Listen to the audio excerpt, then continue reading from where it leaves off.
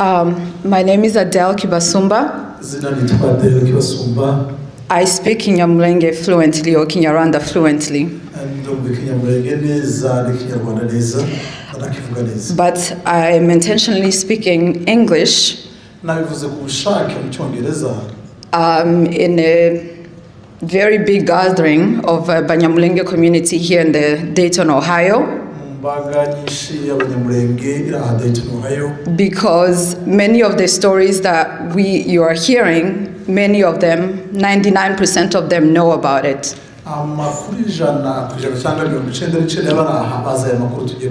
But we do have some friends. I see some faces of Americans who are new to this gathering and would like to hear straight from English to English.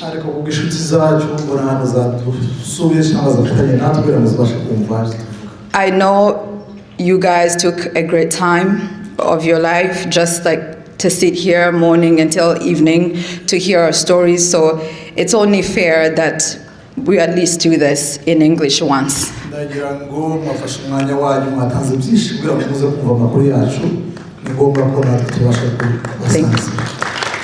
Also, there are many Banyamulenge Congolese youth here who are not as fluent in Kinyamulenge as many of people who are sitting here, who are here. Am I lying?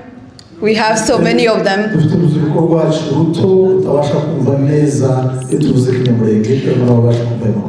And the death of our hero, Makanika, has mobilized millennium, but mostly Gen Z, even Gen Alpha. Am I lying?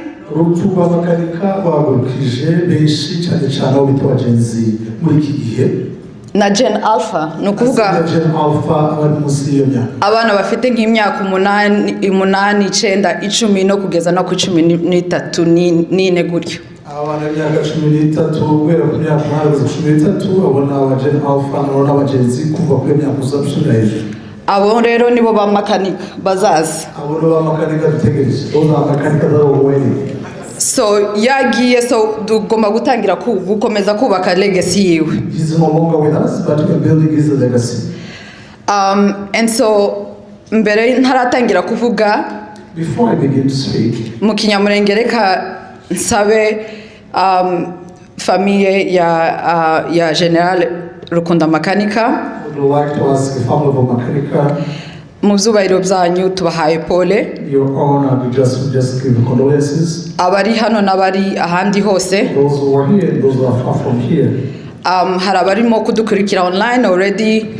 Babizi tubahaye pole. Hari abarimo batwandikira tubahaye pole kandi turi kumwe namwe. Those who are following online and those who are texting, we just extend our condolences to you. Hari yindi famille ya General. There is another family of General Makanika. Itari hano. Is not with us here. Iri ruguru.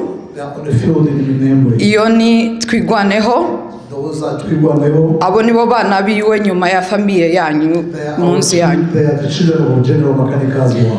Abo nabo ntabwo turi kumwe nabo hano. They are not with us now. Aho muri. Wherever they are. Mukazi murimwo. The work that you're doing. Turabakunda. We love you. Turabubaha. We honor you. Turi kumwe namwe. We are with you. Kugeza ku mutonyi wa nyuma. To the end of the last drop of our blood. Rero reka nje muri my remarks. Let me switch again. I'd like to thank Papa Banoge David. And Honorable Miller. They talked about the genesis of Banyamulenge struggle. I believe they are the second generation of the struggle. And I think I am the third or the fourth generation of the struggle.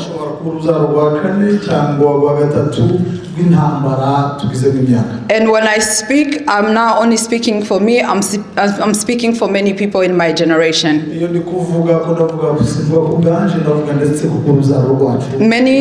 of the Banyamulenge who are in this room came here as refugees. They fled the same plot. Different time, different places, but same plot. For my generation, we survived the Gatumba massacre in 2004. This is after we had been forced to flee our homes in Uvira. We crossed the border to the nearest town of Gatumba in Burundi. We were housed in a UN peacekeeping camp that was tasked to protect us and our families. But after 3 months, the camp was attacked, and many people lost their lives. And from there, the US decided that they needed to resettle many of the survivors to the US. For my family, we were resettled in New York, in Rochester, New York. And Dayton has a big majority of them here, but also in all the 50 states. And many other Banyamulenge who survived other massacres in different time, before Gatumba and after. The US really increased the numbers of the Banyamulenge to resettle in the US, because it is a community that is targeted in the DRC.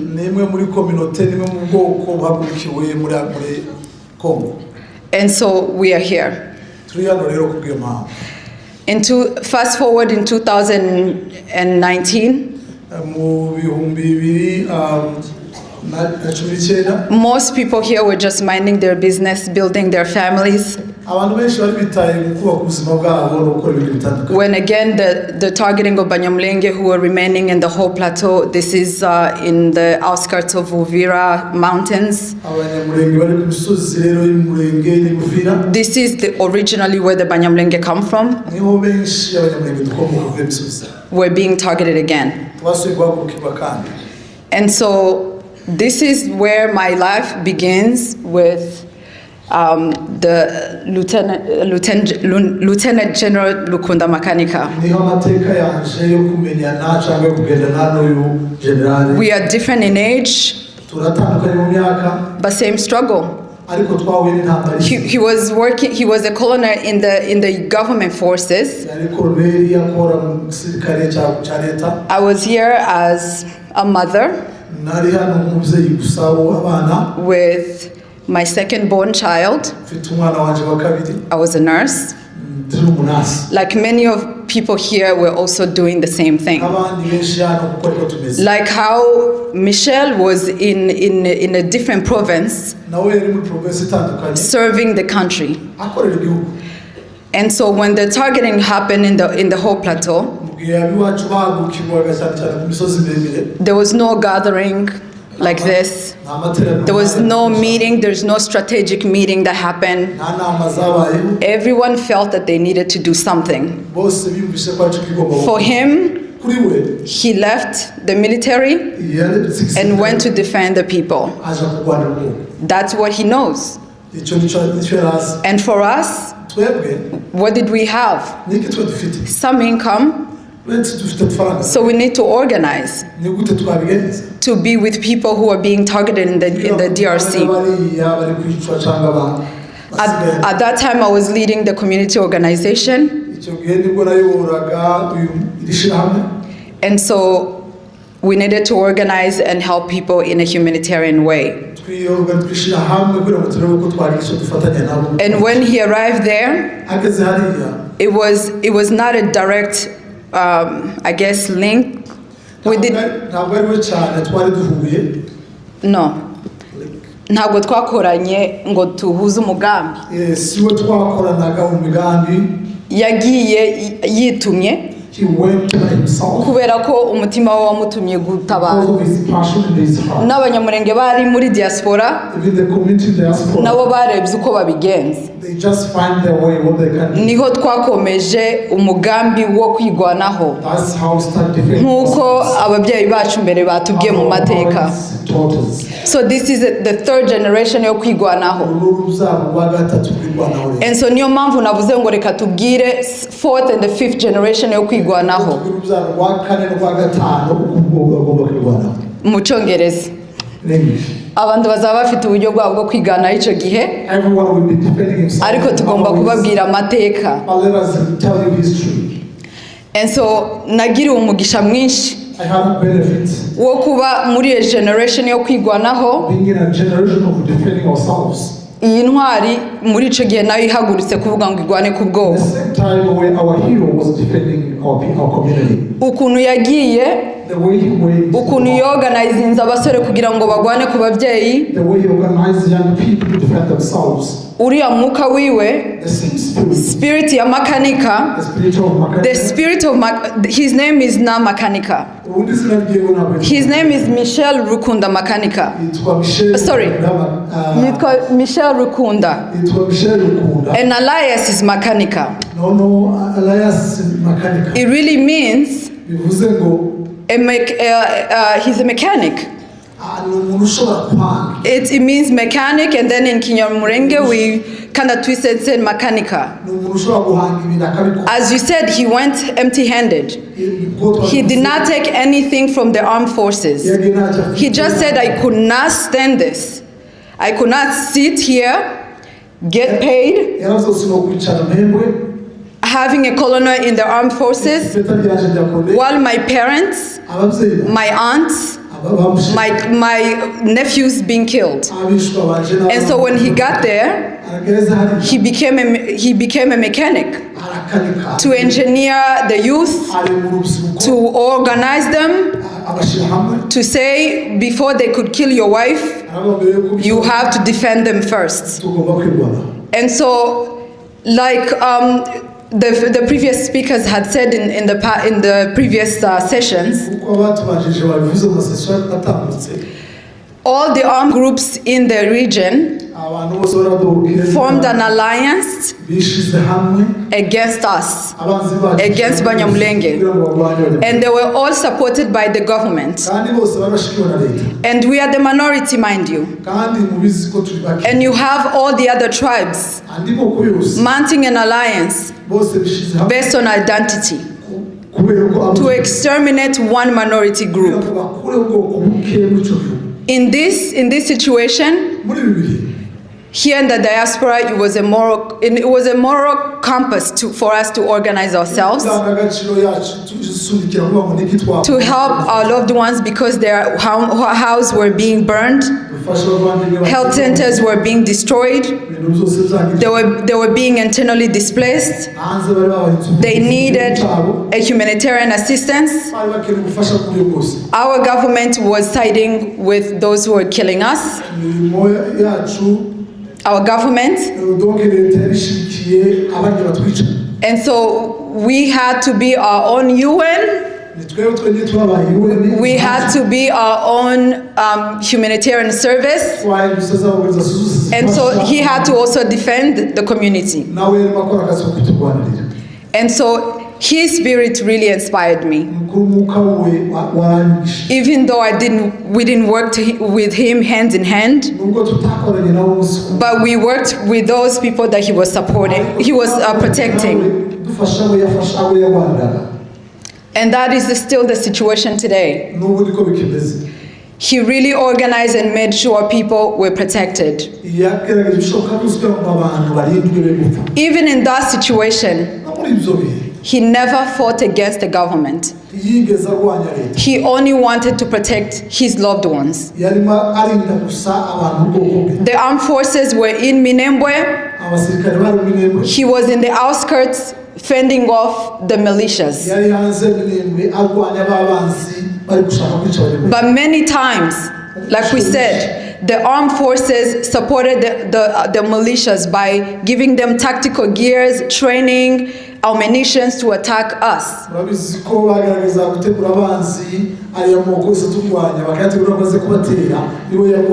he still maintained that this is solely a self-defense. If the government were to protect Banyamulenge, we would never ever attack the government. Until the day he died. They struck and they killed him by drone. And that's when the Twigwaneho self-defense said, enough is enough. You had killed our leader. That mean, and this is after 5 years of self-defense. Vowing not to touch the government, still waiting for the government to change its mind and protect everyone. And that's when they allied themselves with the M23. Because they were abandoned. And M23 is a Tutsi group, like Banyamulenge from North Kivu. They are also trying to protect their families that were chased out of the country. And so, I want to say in a humanitarian way,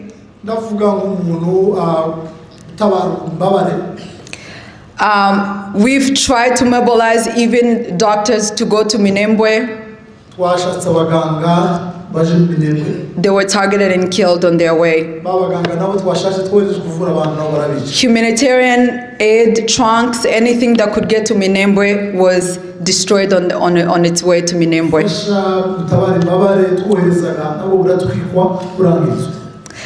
This means that they were trying to kill and uproot Banyamulenge out of their land by fire or by hunger. Up until now, Minembwe is under a blockade. It means Banyamulenge cannot trade with other local tribes, while other tribes are able to travel from one area to another. And if you're trying to get there, you will be killed, lynched. Not only as a civilian, by the way, not only as a civilian,